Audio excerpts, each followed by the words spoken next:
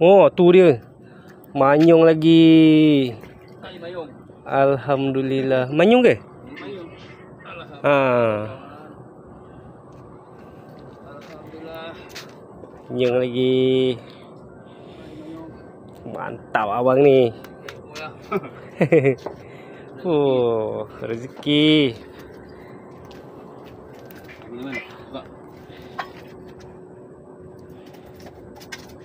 Oh. Besar. Alhamdulillah. Nak lagi. Nak lagi. Masih ada lagi. Datang. Rambut raya bagi nak makan macam-macam. Mayung. Dapat 10 ekor pun jadilah. Betul bang. Nak air ni besok ada kata semua dia.